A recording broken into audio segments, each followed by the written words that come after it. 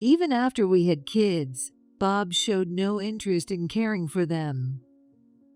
A few years later, he was assigned to a solo relocation. When Bob rarely came home, I worried about him, and Sarah suggested we visit him. On our 15th wedding anniversary, I went to Bob's apartment, but he wasn't there. Using the spare key, I entered the apartment and, while cleaning, found a signed divorce petition. I froze. The room had clear signs of cohabitation, 2 sets of dishes, toothbrushes, and more. Then, in the bedroom, I found a note that filled me with despair.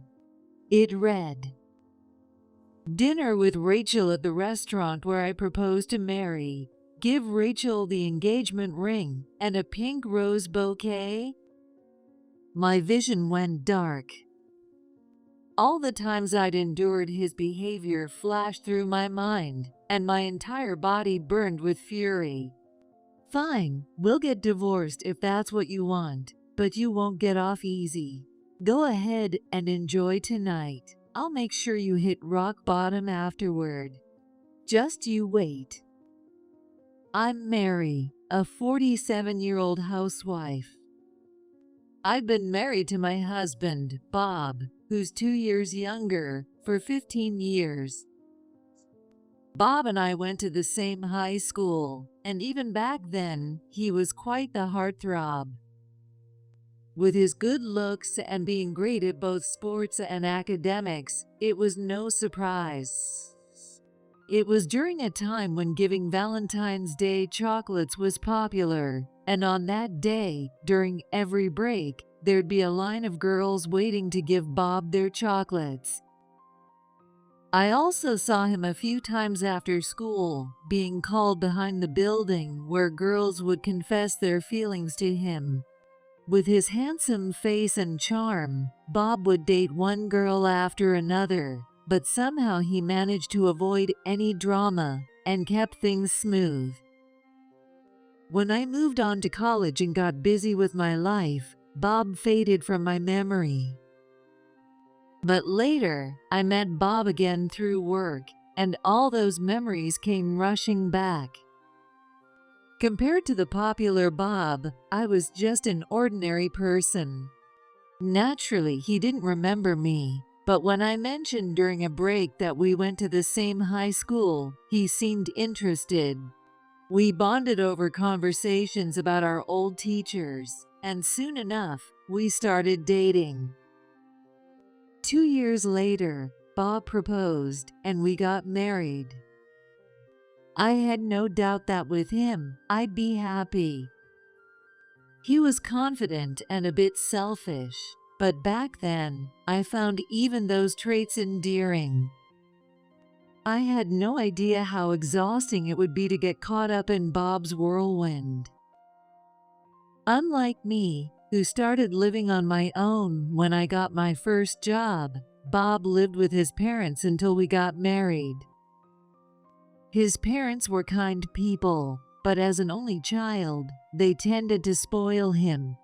That's probably why he couldn't do any housework at all.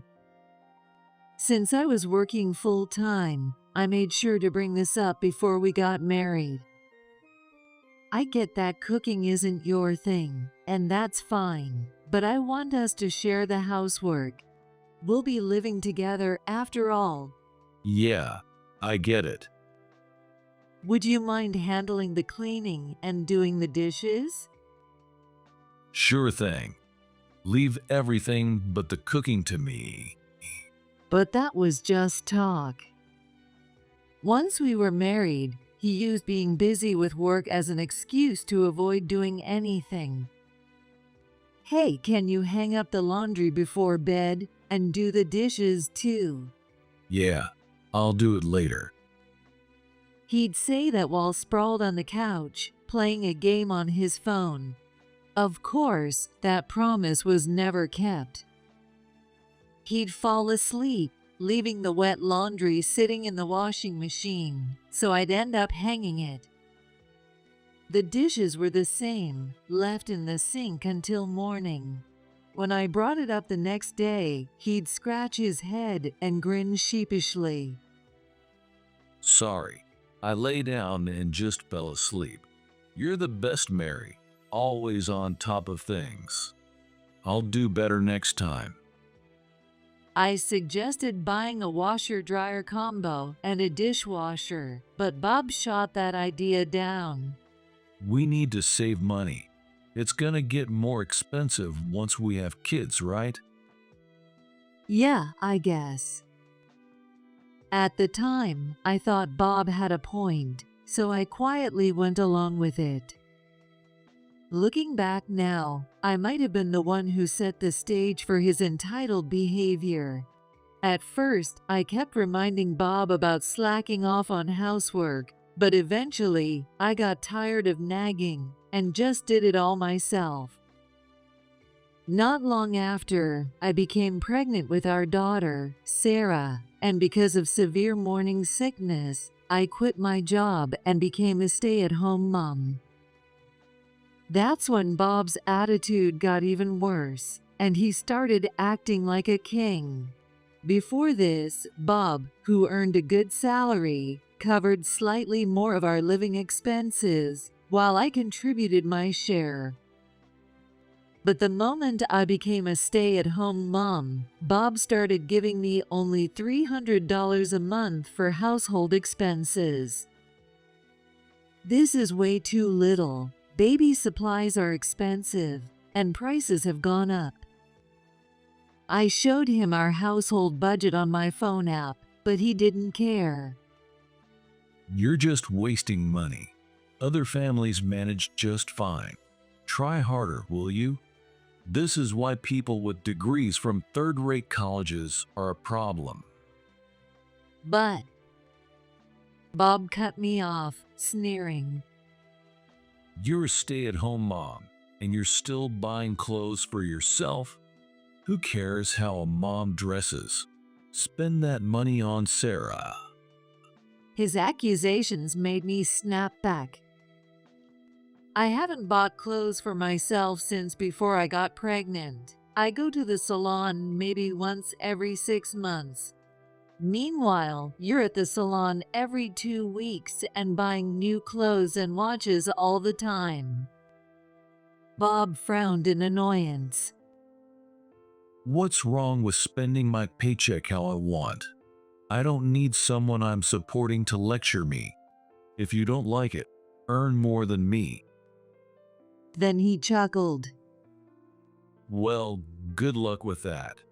A degree from a top university like mine beats yours any day. I was left speechless. When I talked about going back to work after having the baby, he was the one who fiercely opposed it and ordered me to stay home. Even though it wasn't fair, I always swallowed my complaints to avoid fights. I didn't want things to get tense between us with little Sarah around. Every month, I covered the shortfall with my savings from when I was single, but it was a constant struggle. When we went out as a family, we must have looked like a mismatched bunch. Bob decked out in designer clothes and flashy watches, sparkling like he was the only one who mattered. Sarah was dressed nicely enough.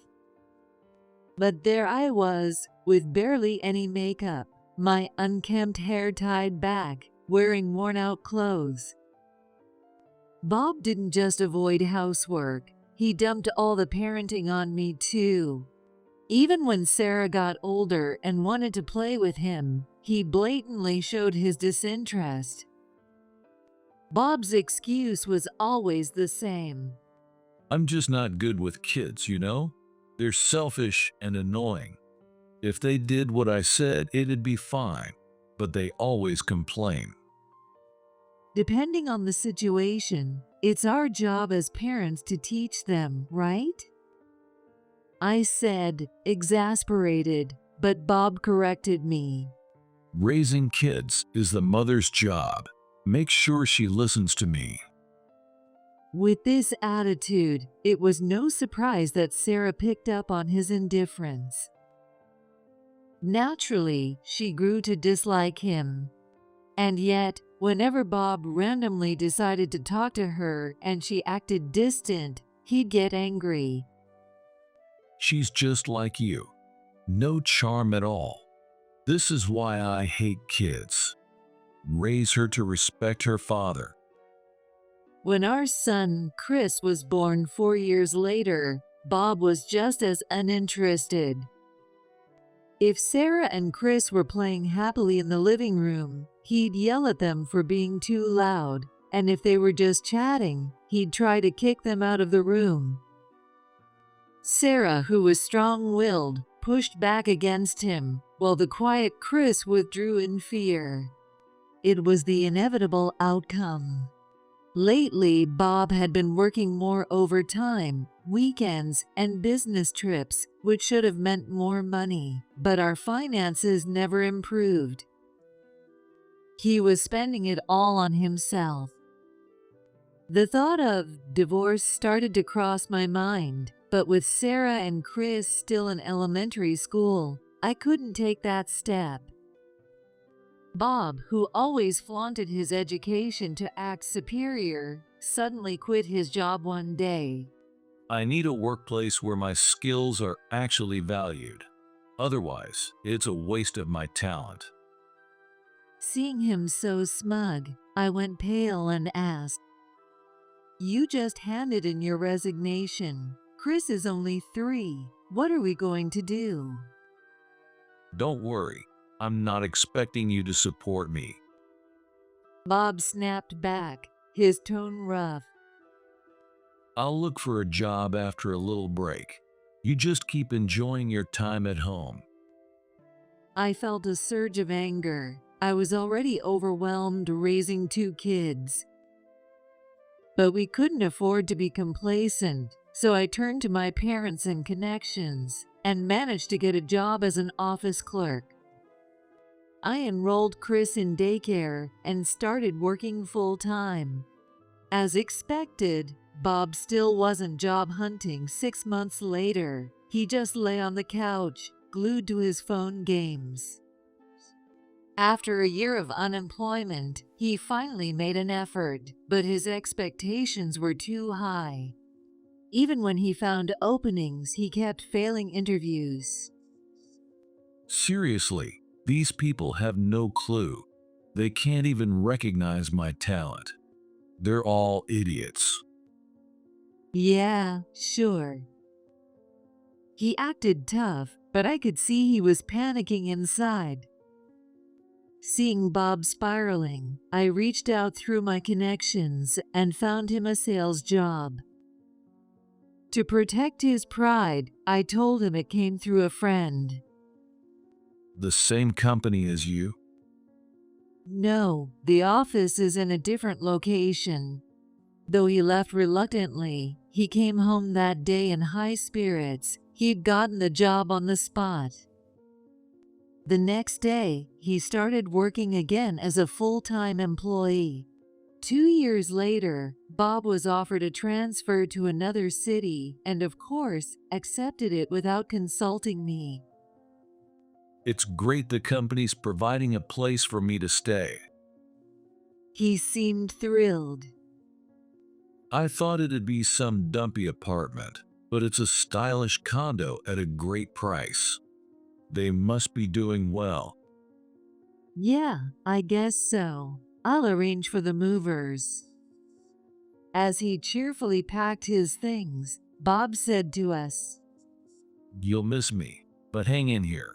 When I come back in 5 years, I'll be sitting in a supervisor's chair. I was beyond exasperated. Did he really think we'd cry and beg him to stay, after all his bossy behavior and lack of connection with his family? He still only gave me $300 for living expenses, but with one less mouth to feed, managing the budget got a little easier. 3 years had passed since Bob left for his solo assignment. When his transfer was first decided, Bob made a declaration. I'll come back once a month. I'll also be here for Sarah and Chris's birthdays and our wedding anniversary.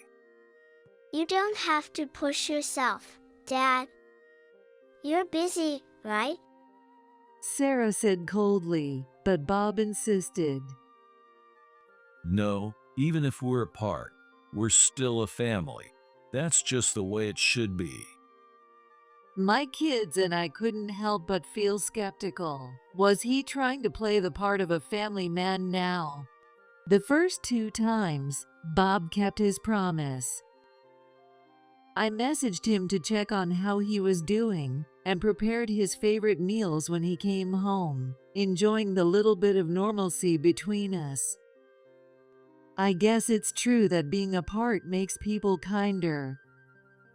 Bob even made an effort to bond with Sarah and Chris and helped out with chores like cleaning the bathtub and doing the dishes.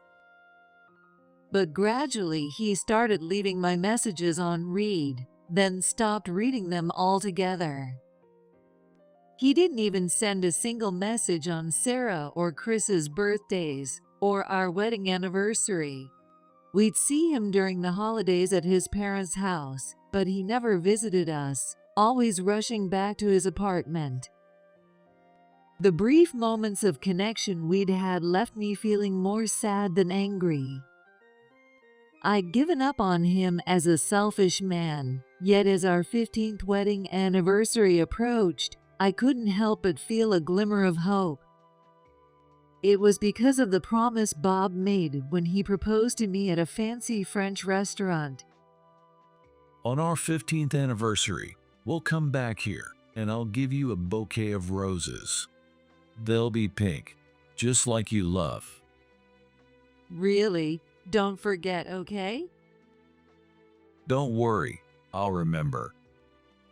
As I held the pink rose bouquet he gave me alongside my engagement ring, I was enchanted by his warm smile and romantic words. Before we got married, Bob was attentive. He'd make reservations for dinner cruises just like I wanted, or take me on drives to see beautiful city nightscapes. Even though he was younger, he tried so hard to please me, and I found that adorable. He probably won't come back this year either. I muttered, and Sarah made a suggestion. Mom, why don't you surprise Dad by visiting him on your anniversary? She remembered because I'd told her about that promise before. But You can take a day off, right? If you fly, you can go and come back the same day. I'm in 7th grade now. I can watch Chris while you're gone. her innocent smile gave me the push I needed, and I decided to visit Bob at his place. There was no point in messaging him. Bob wouldn't reply anyway. He had probably forgotten all about the bouquet of roses he once promised. Not only forget dining out at a fancy restaurant, also he'd probably be too lazy to even offer me a welcome drink. But I figured that, at least for our 15th wedding anniversary, it wouldn't hurt for us to spend it together. That day, I felt strangely excited. In the early afternoon, I packed Bob's favorite foods into a lunchbox and left the house. He's hopeless at cleaning, so the place is probably a mess. Maybe that's why he never invites us. He's probably living off ready-made meals from the grocery store. To be honest, I felt more inclined to care about Bob now than when we lived together. It had been 5 months since we last saw each other, back at New Year's. After a 2-hour flight, I arrived at Bob's apartment just as dusk set in. I rang the doorbell, but he wasn't home. He must still be at work. I used the spare key, stepped inside, and immediately felt something was off. Everything was spotless. He usually leaves his clothes lying around and dirty dishes in the sink. On top of that, the sofa set and decorative shelves were in an ornate Rococo style, all white and gold. Completely unlike Bob's taste. Puzzled, I pulled the vacuum cleaner out of the hallway closet. There wasn't much to clean, but I decided to tidy up a bit anyway. As I approached the dining table, I froze. My eyes were drawn to a paper sitting there, and I couldn't move. A divorce petition. It was already signed by Bob. I nearly collapsed to my knees, but steadied myself by gripping the table. Why? A horrible thought hit me, and I dropped the vacuum cleaner, running to the kitchen cabinet. Sure enough, through the glass doors, there were 2 mugs and 2 wine glasses. I rushed to the bathroom. There were 2 cups and 2 toothbrushes side by side. There was even a makeup box. Reluctantly, I walked to the bedroom. There were 2 pillows with matching pillowcases and pajamas in different colors. When I opened the closet next to them, it was filled with women's clothes. There was no doubt Bob was living with someone else. Unable to bear it, I sank to the floor in front of the closet. Glancing at the wall, I noticed today's date marked on a calendar in Bob's handwriting. The word anniversary was roughly crossed out, and beneath it, in a playful scrawl, it read, "Dinner with Rachel at the restaurant where I proposed to Mary. Give Rachel the engagement ring and a pink rose bouquet." My vision went dark. Bob was cheating on me with a woman named Rachel, and it seemed he planned to propose to her tonight, fully intending to divorce me. And he knew it was our 15th wedding anniversary. Unforgivable. A surge of rage boiled up from deep inside me. All the times I'd endured his behavior flashed through my mind, and my entire body burned with fury. "Fine, we'll get divorced if that's what you want, but you won't get off easy," I muttered, clenching my fist. "Go ahead and enjoy tonight. I'll make sure you hit rock bottom afterward. Just you wait." I quickly put the vacuum cleaner away, opened the fridge, and placed the lunchbox I'd prepared right in the middle. "Made with love for my dear Bob. I hope you enjoy it, Mary." I stuck the heart-marked note onto the box, grabbed the divorce papers, and headed home. When I got home, I filled out the divorce papers, submitted them to the courthouse, and took paid leave from work to handle the upcoming formalities. The next morning, I called my father to tell him about the divorce. His voice dropped. I could hear my mother's despair through the phone.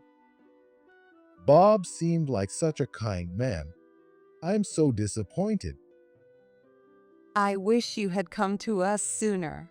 "I'm sorry. I didn't want you to worry." I apologized to my parents and asked for help. "Can we stay with you until I find a new place?" Of course, we'll support you however we can. Come home. "Thank you." After hanging up, I immediately booked a moving company. That evening, when Sarah and Chris got home from school, I told them about the divorce. Chris looked worried. "Mom, are we going to have to change schools?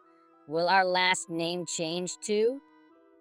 I smiled, trying to reassure him. "You can stay at your current school. I'm looking for a place near your grandparents' house.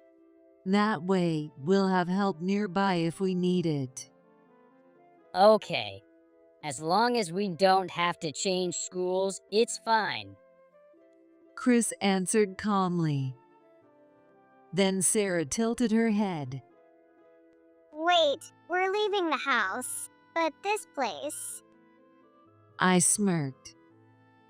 It's about time for a renovation or rebuild, so I figured we might as well sell it. Oh, I get it. Sarah grinned too.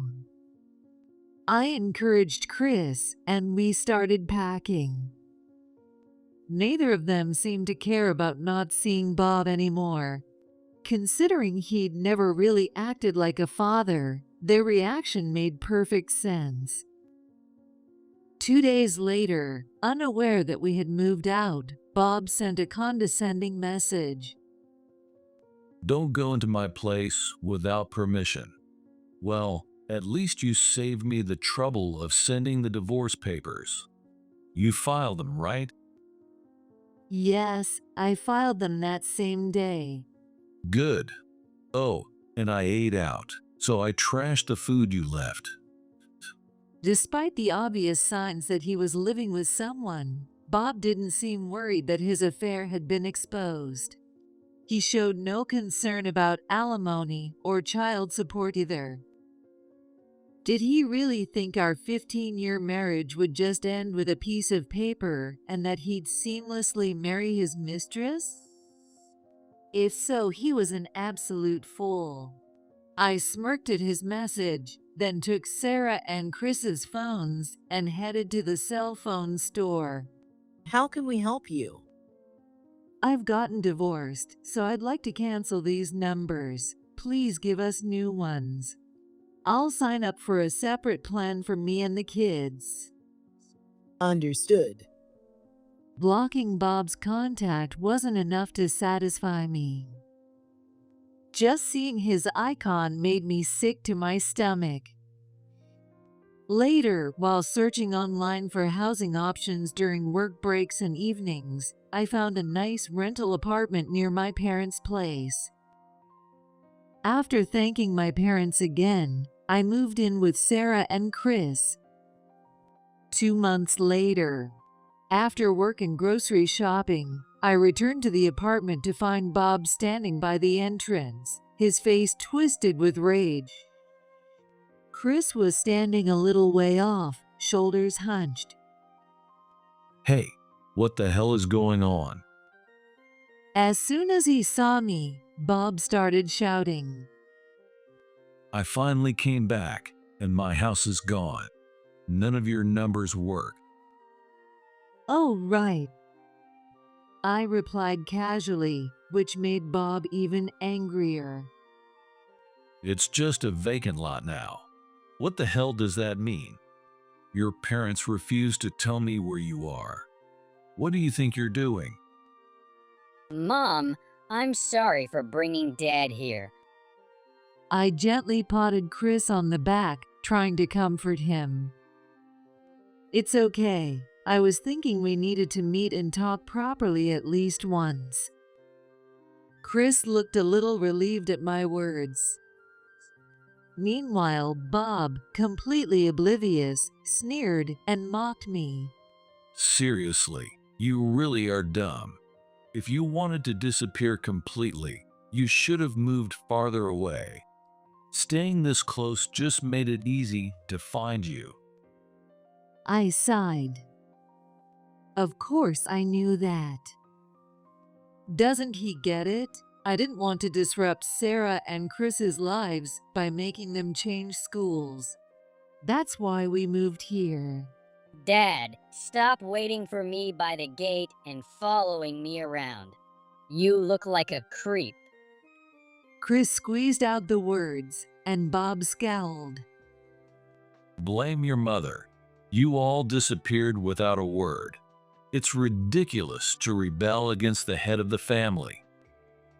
Okay, let's just go. I cut off Bob shouting and headed toward the apartment. Once inside, Chris quickly dropped his backpack in his room and ran off to a friend's house, clearly wanting no part of this. Bob slumped onto the sofa, threw his feet up, and looked around the room with a critical eye. Living in a nice place, splurging on a measly salary. He spoke arrogantly as I prepared drinks. By the way, I tried to use my card at the store, but it got declined. I don't carry cash, so I was stuck.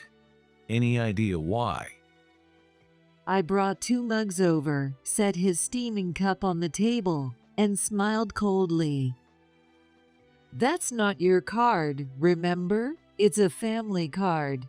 Bob looked confused. I sat at the edge of the sofa and explained slowly.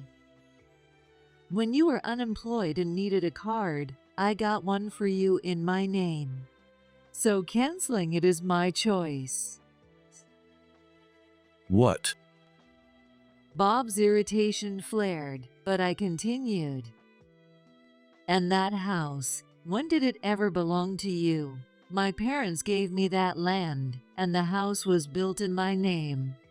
Bob, how much money did you actually put into it?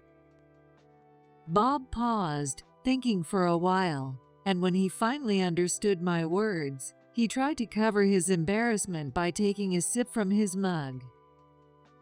As he choked from trying to gulp it down too quickly, I glanced at him and continued speaking. The sofa, the TV, the shelf, the dining table, even the car. You were so stingy. I paid for everything with my salary, remember? Yeah, but what about my clothes and magazines? If you threw them out, you'll pay for that.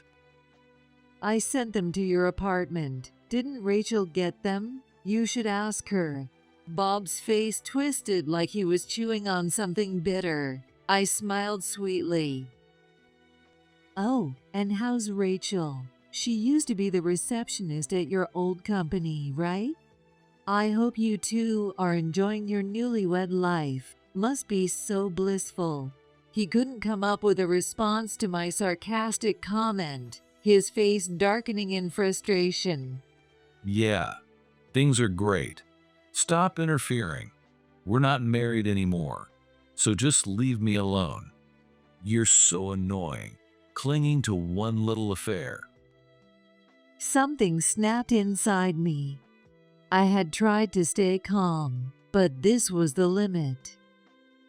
Yes, that's right. I'll admit it was just once, but it lasted a long time, didn't it? More than half of our marriage, right? I stood up, took a file from the bookshelf, and spread it out on the table. Bob's face paled as he saw the stack of photos and documents. You accepted the solo assignment just so you could live with Rachel, didn't you? What? No. I shoved the investigation report right under his nose. I hired a detective. You started cheating right after I got pregnant with Chris, didn't you? Well, Bob was speechless, and my anger erupted. Rachel told a former coworker about your affair. She said, I've been waiting for 10 years, but he still won't leave Mary. I wish he'd just get a divorce already. that idiot. I told her not to tell anyone, and she went and blabbed to the whole office. Bob pressed his forehead, letting out a groan. If it went on for 10 years, you should have just asked for a divorce sooner. I was fine with how things were. She was just a fling. He spat the words out with that same arrogant expression. When Rachel found out our 15th anniversary was coming up from my phone, she pressured me to propose to her on the same day at the same restaurant. She's such a pain. He shook his head as if annoyed. Seriously, stop blaming other people. You're pathetic. It's the truth. So what do you expect? Bob snapped, his words coming out in a rush. To be honest, I didn't want to get divorced. My old job and my current one have clients who are mostly families. Divorce would ruin my image and hurt sales, so I put up with the marriage. Oh, you put up with it, right? I said, my voice dripping with frustration. Completely oblivious to my anger, Bob sighed. Rachel keeps asking when I'll marry her, but I really don't want to get remarried. Just as Bob was grumbling, the sound of the front door opening caught our attention. Sarah had come home. Bob looked over and his eyes widened. Behind Sarah, who was wearing her school blazer, a middle-aged man in a suit entered the room. Thank you for taking the time to come, especially with your busy schedule. The man's expression softened, and he smiled kindly. It's no problem. I've kept my schedule clear for this. Sarah, it's been a while. You look well. Sarah's face twisted in clear distaste at his cheerful greeting. Then the man turned to Bob, smiling. Carrying on an affair for 10 years? That takes some serious nerve. Not something we see every day. Oh, thanks. Well, who are you? Exactly the reaction I expected. As Bob looked confused, I smirked. You were in a meeting in England on our wedding day, remember? Sorry, I missed your big day. It's fine, Robert. I smiled at my uncle, Robert, who looked apologetic. Bob, I showed you the family photos, but I guess you forgot. I mean, most people remember the face of their boss, don't they? Wait, the boss. Sarah's comment made Bob's eyes go wide. He stared at Robert, his face turning pale as he began to tremble. You mean that Robert? Yes, when you couldn't find a new job, I talked to Robert and recommended you. As I revealed the truth, Bob grabbed my shoulders, looking like he was about to cry. Why didn't you tell me sooner? Oh, I did. When we got married, I told you my family runs a company, and I even showed you Robert's photo. You're the one who didn't pay attention. As I looked at him in exasperation, Bob buried his head in his hands and sank onto the sofa. It seemed he finally realized the gravity of what he'd done. Robert spoke in a solemn tone. Actually, we've received countless complaints from employees about you. They say you use your prestigious degree to act superior, which disrupts the workplace. I didn't mean to. Bob's reply trailed off. When I tried to contact you through Mary to address the issue, I found out you were living with another woman in one of our company apartments. Now that you and Mary are no longer together, this is the perfect time to let you go. Bob's face was filled with panic. Wait, you're firing me? Of course, you're officially terminated as of today. Robert's firm tone left no room for argument. Leave the company apartment by tomorrow. That's impossible. Mary sold the house, and now it's just an empty lot. I have nowhere to go. Bob's voice trembled with desperation, but I spoke calmly. Why don't you look for a place with Rachel? I spent all my savings to live with her. You saw the fancy furniture and the engagement trip to Europe for a week. I can't afford to rent a place right now. Tears welled up in Bob's eyes as he sniffled and hastily apologized. Mary, I was wrong. It was just a stupid mistake. I realize now that my family is what really matters.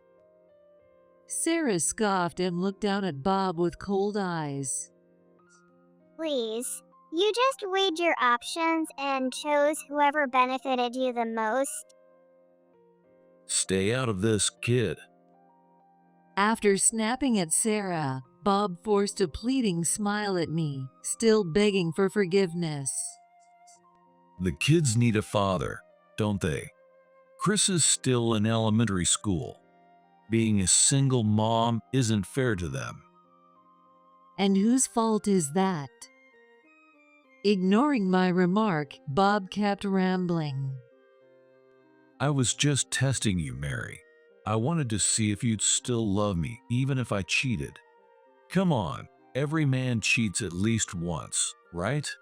If you divorce me over one affair, people will say you're too impatient. Is that really what you want? Oh, I'm so done with this. Sarah shouted again. Pointing at Bob, she turned to me, furious. Mom, I don't want to call someone like this my father. He's apologizing, but all he does is make excuses. Hey, you don't have to go that far. Don't act like you know best. You never cared about us or acted like a real dad. Her face full of anger, Sarah shouted at Bob. We'll be happier without you. Less stress, more peace. You can go play house with that other woman. Even though Bob had been neglectful, he didn't seem to realize how much his 13-year-old daughter hated him. Defeated, Bob slumped and left, his head hanging low. As Robert promised, Bob was fired. He tried to get another job right away, but his bad reputation spread through the industry, and no one would hire him. He ended up lashing out at Rachel. This is all because I moved in with you. You need to take responsibility and support me. What? Don't blame me. If you're broke and jobless, I have no reason to stay. Let's call off the engagement. And just like that, Rachel dumped him. I demanded a lump sum alimony payment of $50,000 and monthly child support. I can't pay that much. You cheated for 10 years. It's a fair amount. If you don't like it, let's take it to court. That'll cost you even more.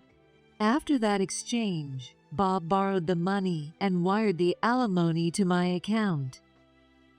To repay his debt, Bob started working multiple part-time jobs and now works day and night with no rest.